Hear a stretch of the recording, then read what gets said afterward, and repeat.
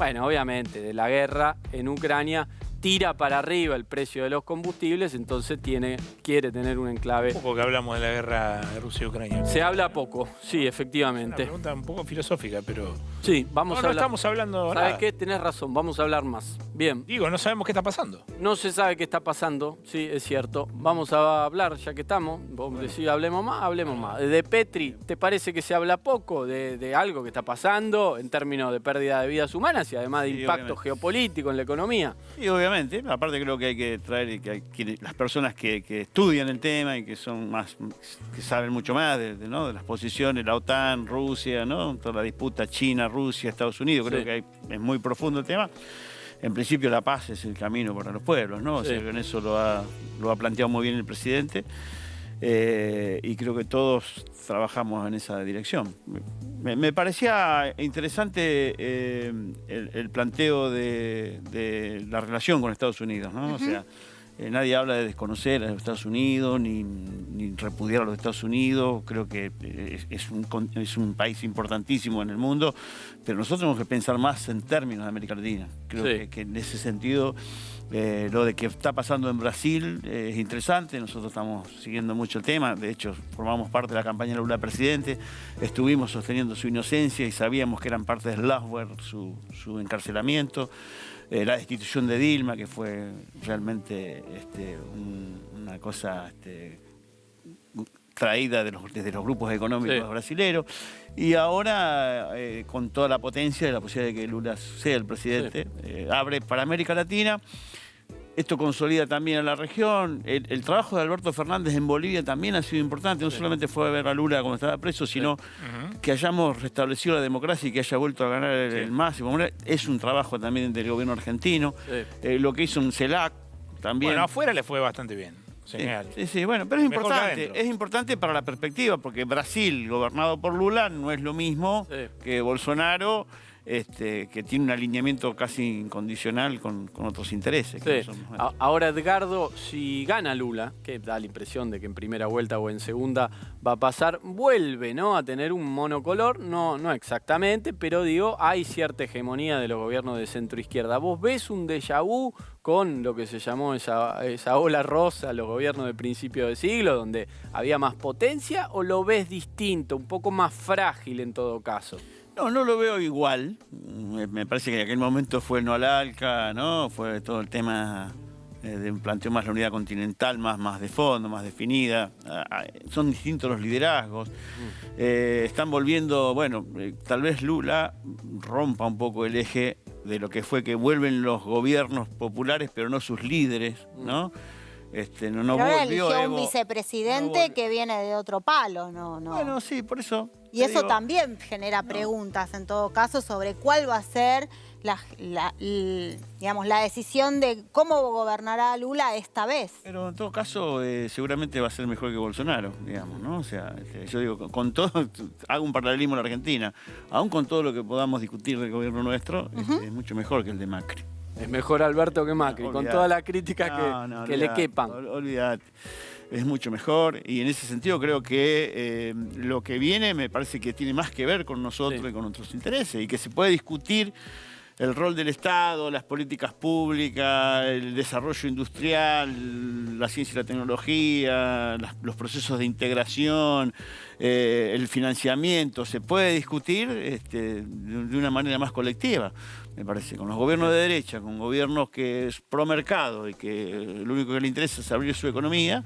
Bueno, yo creo que en ese camino es más difícil. Edgardo, se viene la bilateral con Biden, lo decía recién, sube al avión a Silvina Batakis, el presidente Fernández, sugiriendo ahí la posibilidad de que uno de los temas de la agenda sea el Fondo Monetario. Sabemos, hay un acuerdo, se vienen 9 revisiones, siempre Lean postula la tesis de van a hacer un poquito la vista gorda, van a hacer una especie de siga-siga en el Fondo Monetario, pero ¿charlarán del tema con el presidente de los Estados Unidos? Bueno, yo supongo que debe ser una agenda muy amplia, ¿no? Obviamente nosotros necesitamos que Silvina, nuestra ministra, se consolide en la gestión para plantear más, incluso en el marco del acuerdo del fondo, ir redefiniendo o discutiendo. Ella verá, debe tener mucho mejor analizado y proyectado lo que viene en cuanto a ese acuerdo que está con el Fondo Monetario Internacional. No tengo información precisa, pero sí sé que la definición del gobierno es fortalecer las políticas de distribución del ingreso. Sé que se quiere y hay una decisión de que la economía siga creciendo y se proteja fundamentalmente la creación de trabajo. Hay una necesidad en la sociedad argentina de mejorar el salario y que también el comportamiento, los factores de poder, los grupos económicos, los sectores más concentrados vayan acompañando este proceso. Porque a ver, nosotros caímos con el macrismo y en pandemia seguimos cayendo. Y la recuperación necesita del concurso de todos los sectores. Entonces, ahí me parece que hay que poner el eje en la distribución del ingreso y en el comportamiento casi mafioso de algunos grupos. Y hacerle pagar, incluso si hay que pagarle, o el acuerdo con el fondo, que paguen los que más ganan, digamos, y no que sean los trabajadores y los sectores populares, los sectores los sectores financieros, los sectores productores de alimentos, los exportadores. Me parece que hay que habilitar esa discusión y fortalecer a Silvina, a la ministra y al presidente, que son los que tienen la máxima responsabilidad de la gestión. Gabriel, una de las novedades políticas de los últimos días, semanas, fue el reencuentro del presidente y la vice, y Sergio Massa. También ya son prácticamente habituales las conversaciones, los encuentros. ¿Qué ves ahí? Digo, ¿eso hasta cuándo? ¿Es una estabilidad frágil? ¿Qué estás viendo? Lo que veo es una necesidad. No es posible un frente de todos en los que articularon ellos tres todo el triunfo electoral 2019. Vino la pandemia, vinieron las crisis, vinieron los conflictos y la realidad es que no podían seguir de alguna manera sin comunicación.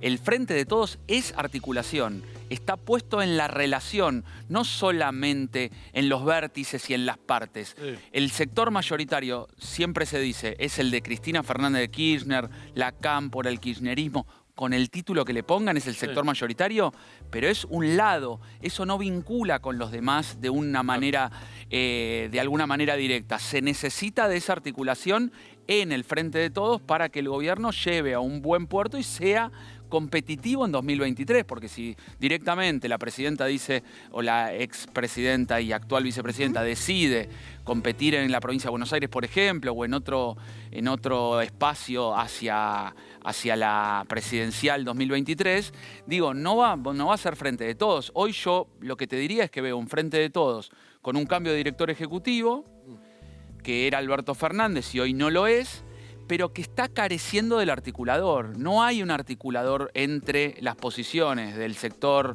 que lidera Cristina Fernández de Kirchner y las demás partes que podría ser Massa, un cierto albertismo que puede traer votante independiente. No está esa articulación. Por lo tanto, ahí me parece que es el mayor de los desafíos que tienen. Porque si no, pasa como la canción de Abel Pinto, Le gusta a mi mujer. Dice, apagar el incendio agarrándonos de las manos. Sí.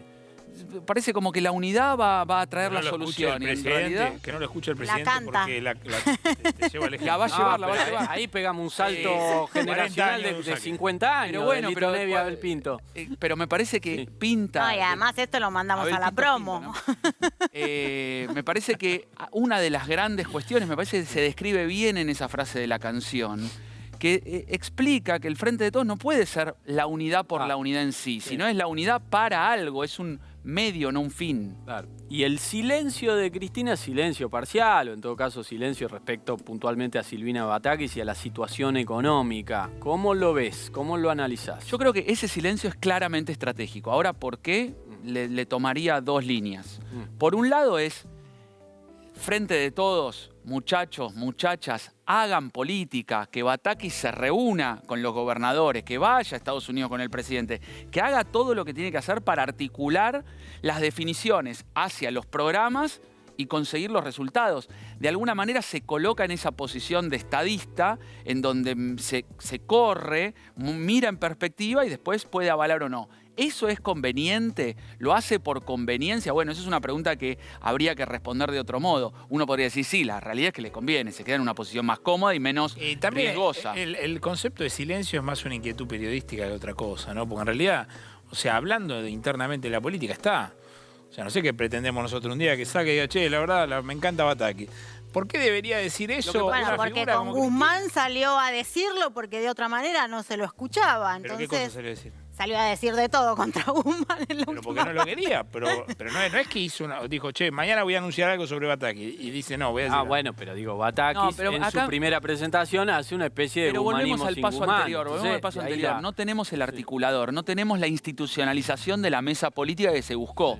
Por lo tanto, no hay un frente de todos que diga, hoy a Batakis la queremos todos. Tiene que ser individualmente cada uno, porque en realidad es un conflicto de un mal criterio, un mal protocolo de gestión de las diferencias o de los conflictos que tiene el frente de todos gobernando el país. Bien. Edgardo, vos decías hace un rato, bueno, faltan que suban los salarios, la capacidad adquisitiva. ¿Cómo se logra? ¿Qué medidas? Bueno, no, yo creo que el mejor mensaje que le podemos, en nuestro caso, es que las obras públicas que nosotros anunciamos se hagan, o sea, Sí.